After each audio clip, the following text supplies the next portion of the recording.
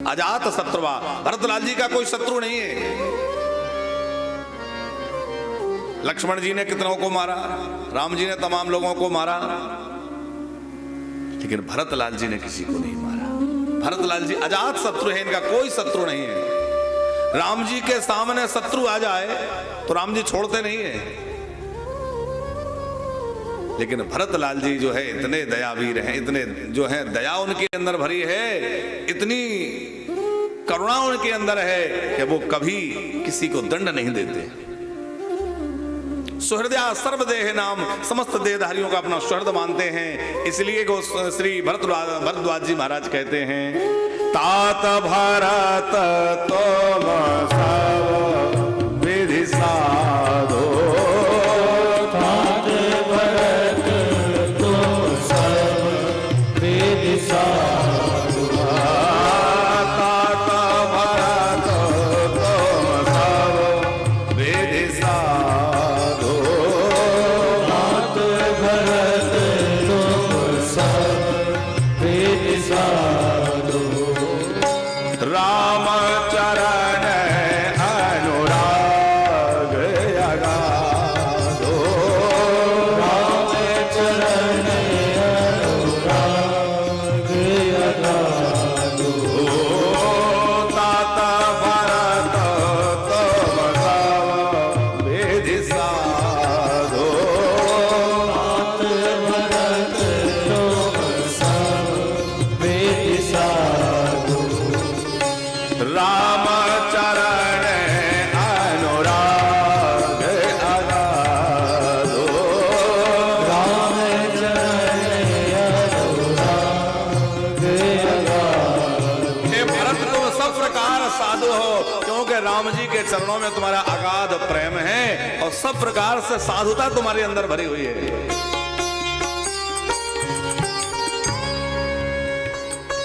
अब विचार की बात यह है कि भरत जी हैं कौन।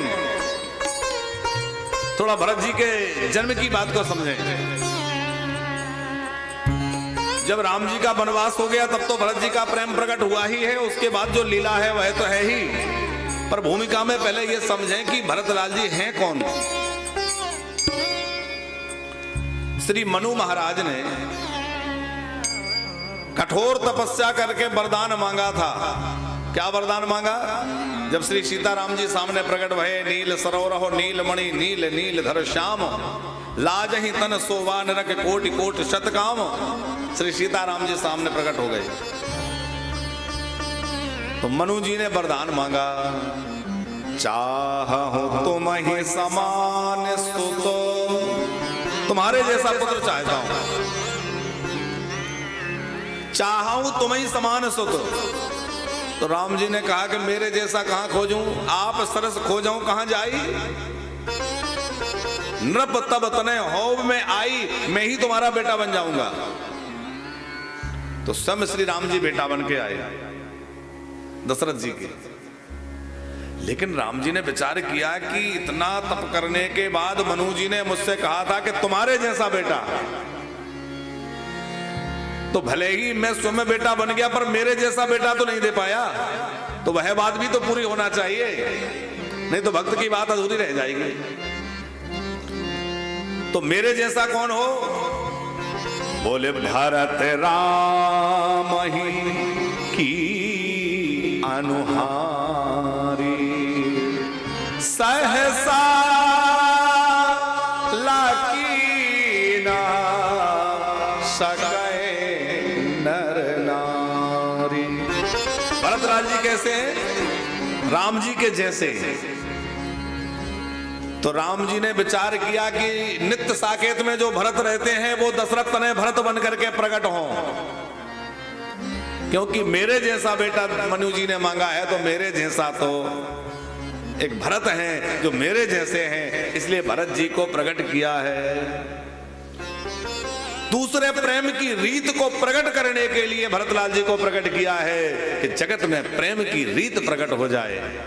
जो ना होत जग जन्म भरत को, यदि जगत में भरत का जन्म नहीं होता तो धर्म की धुरी को धारण कौन करता?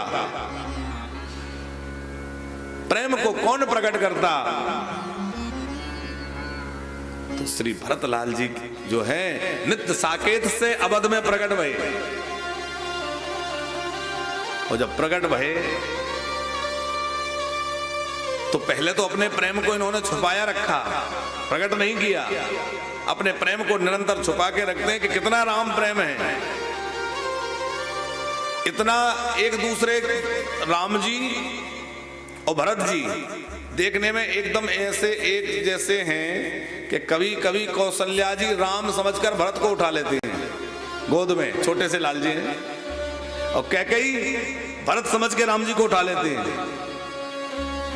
अच्छा, प्राया राम जी जो हैं वो कैकेयी के महल में रहते थे और भरतलाल जी कौशल्या के महल में। क्यों? एक दिन मध्य रात्रि के समय जब कौशल्या जी अपने महल से बाहर आई और कैकेयी के महल के यहां से निकली तो उन्हें लगा कि अंदर कोई रो रहा है, किसी के रोने की आवाज आई, और रोने की आवाज सुनकर के जैसे ही पास में गई तो देखा कि कैकेयी रो रही है। महारानी, कैकेयी के रोने की आवाज है। आवाज लगाई, महारानी क्या बात है? कैकेयी ने दरवाजा खोला और कहा, महारानी मुझे रघुनंदन राम के बिना नींद नहीं आती और उनके बिना मुझे बहुत विलाप होता है, वियोग होता है, इसलिए मैं रो रही हूं। कौशल्या ने कहा, देवी इसमें रोने की क्या बात है? आज से भरत नहीं, आज से राम जो है वो तुम्हारे पास ही रहेगा। तो प्राया राम जी जो हैं वो कैकेयी माँ के महल में ही रहते हैं। कैकेयी अत्यंत प्रेम करती है राम जी को, ऐसा नहीं है कि कैकेयी राम जी को प्रेम नहीं करती। कैकेयी तो सर्वाधिक प्रेम राम को करती है। कैकेयी राम जी को हृदय से लगा करके सोती हैं। अच्छा, जहां राम रहेंगे वहीं लक्ष्मण रहेंगे, क्योंकि बिना राम जी के तो लक्ष्मण जी को निद्रा नहीं आती, तो बिना राम जी के लक्ष्मण जी नहीं रह सकते। लक्ष्मण जी रोने लग जाते तो लक्ष्मण जी को भी भेज दिया जाता है। अब चार को कैसे संभाले? तो भरतलाल जी को जो है वो बड़ी मां कौशल्या ले जाते हैं, और भरत जी जहां रहेंगे वहां शत्रुघ्न जी रहेंगे।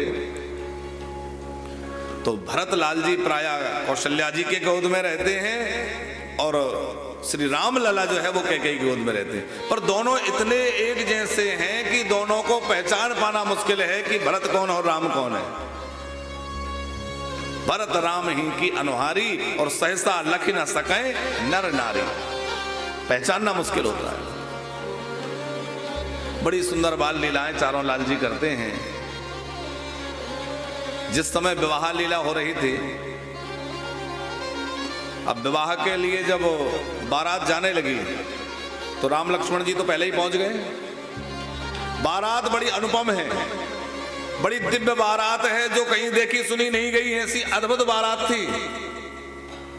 तमाम हाथी, घोड़े, रथ, देवता तमाम लोग चले जा रहे हैं।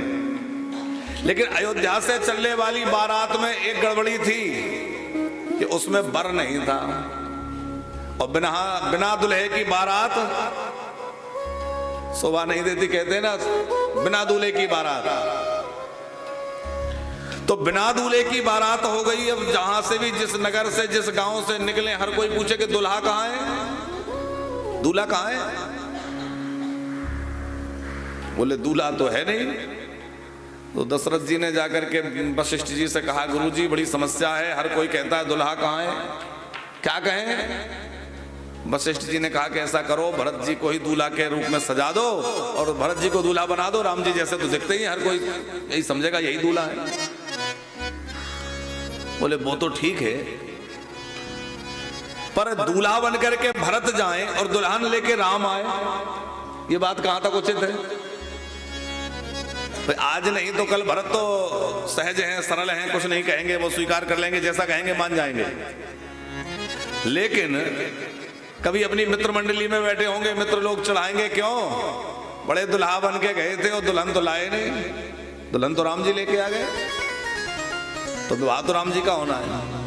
वशिष्ठ जी बोले कोई बात नहीं है, इनको दुल्हा बना के भेज दो, और दुल्हा बना, इस समय मुहूर्त ऐसा है, दुल्हा बनेंगे तो निश्चित दुल्हन भी लेके आएंगे, चिंता मत करो, 4 दुल्हनियां आएंगी। जैसे जन्म के पहले कह दिया था धराओ धीर हो वहीं सुतचारी, वैसे ही कह दिया कि अब धैर्य धारण करो, 4 दुल्हन आ जाएंगी। तो बोले फिर तो शत्रुघ्न जी को भी दूल्हा बना देते। बोले नहीं अभी तो भरत को दूल्हा बना दो। भरत जी को दूल्हा बना के ले गए।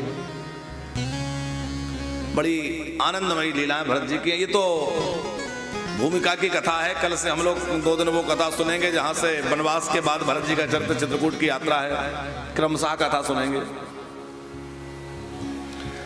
जब विवाह हो रहा था, चारों लाल जी का ब्याह हुआ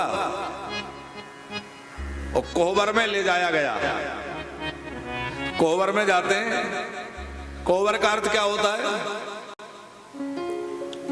वर कौन है, श्रेष्ठ कौन है, माने दुल्हन श्रेष्ठ है कि दुल्हा श्रेष्ठ है, ये देखा जाता है, इसलिए उसका नाम है कोहबर।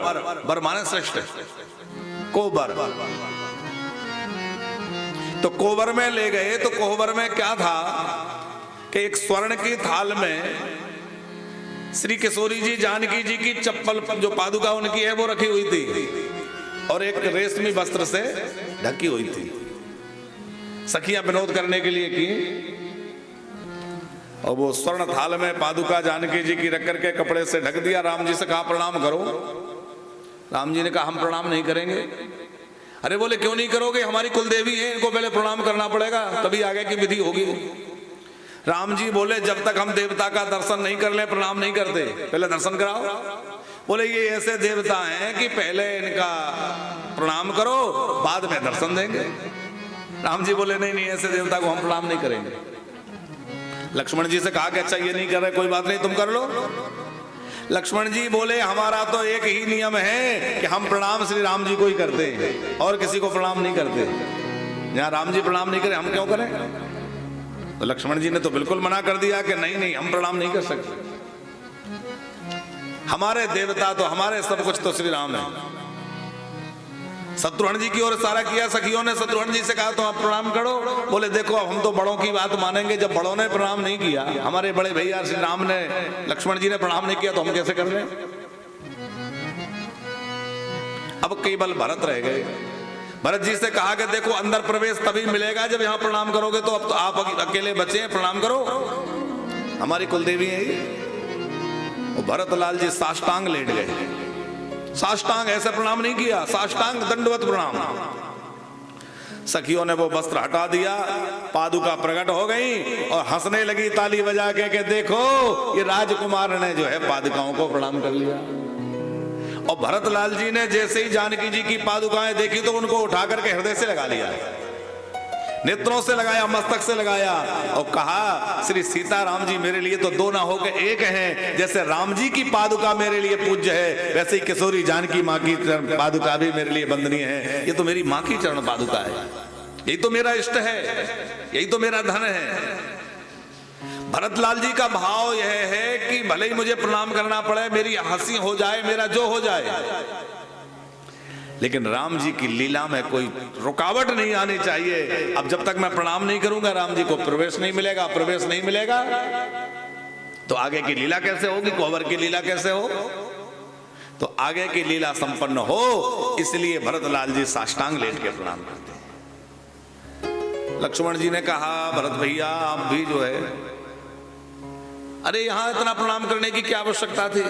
अब देखा ना सखियों ने कितना व्यंग किया, ताली बजाई, हंसने लगी। अरे जानकी मैया के चरण पादुका के प्रणाम तो हम भी करेंगे, लेकिन अयोध्या में चलकर करेंगे, ये तो ससुराल है, यहां तो थोड़ा सा मर्यादा रखो। राम जी खड़े हुए हैं, मुस्कुरा रहे हैं। भरतलाल जी ने क्या कहा?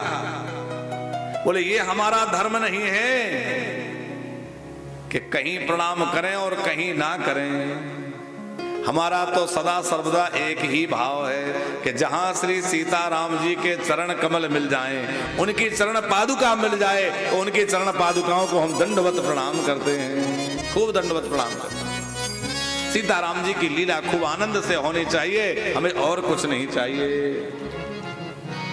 धन्य है भरतलाल जी महाराज। भारत का जो राम प्रेम है वह बड़ा विलक्षण है। जब राम जी राजा बन गए तो एक समय की बात है पंकज जी, राम जी राजा बने हुए थे, राम दरबार सजा हुआ था, राम जी गद्दी पर विराज गए, दरबार सजा है, सब कोई दिख रहे हैं पर भरत जी नहीं दिख रहे हैं। हनुमान जी ने देखा कि भाई सब कुछ है, सब लोग सभा में बैठे, भरत जी कहाँ गए?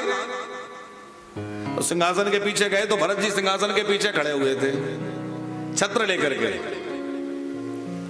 हनुमान जी ने कहा कि आप पीछे क्यों छुपे हैं, आगे चलिए। भरत जी बोले नहीं मैं ठीक हूं। नहीं नहीं आप आगे चलिए, आप पीछे कैसे खड़े हैं? भरत जी नहीं माने। अब जब हनुमान जी ने आके राम जी से कहा कि भगवान देखिए, तो श्री भरत जी पीछे खड़े हुए हैं। राम जी बोले वो एकदम सही जगह खड़े हैं, बिल्कुल ठीक खड़े हैं, उन्हें खड़े रहने दीजिए। बोले प्रभु आप भी ऐसा कह रहे हैं, अरे उनको आगे आना चाहिए, पीछे क्यों खड़े हैं? तो राम जी ने पूछा अच्छा ये बताओ हनुमान की भरत इस समय क्या कर रहे हैं? बोले वो छत्र लेकर खड़े हैं। तो राम जी ने कहा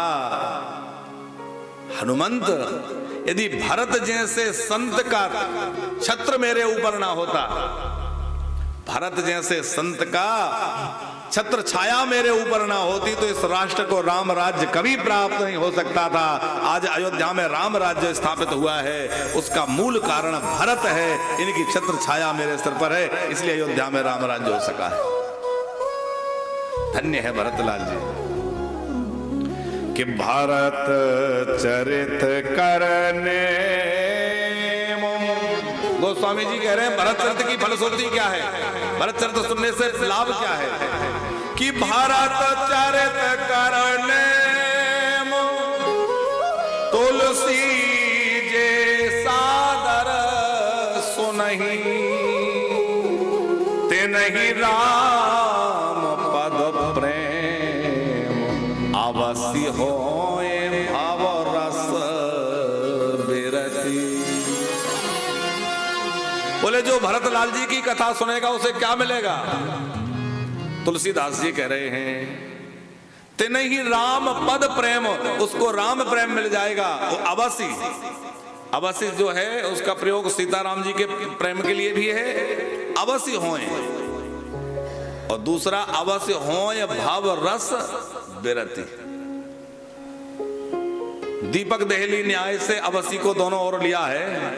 बोले जो भरत जी के चरित्र को श्रवण करेगा उसको श्री सीताराम जी के चरणों में अवश्य प्रेम हो जाएगा, और अवश्य ही संसार से उसका मन हट जाएगा, संसार के विषयों से उसका मन हट जाएगा। कि तात भरत तुम सब विधि साधो, तात भरत तुम सब विधि साधो, राम चरण अनुराग अगाधो, राम चरण अनुराग अगाधो, तात भरत तुम सब विधि साधो, तात भरत तुम सब विधि साधो, राम चरण अनुराग अगाधो, राम चरण अनुराग अगाधो, राम चरण अनुराग अगाधो, राम चरण अनुराग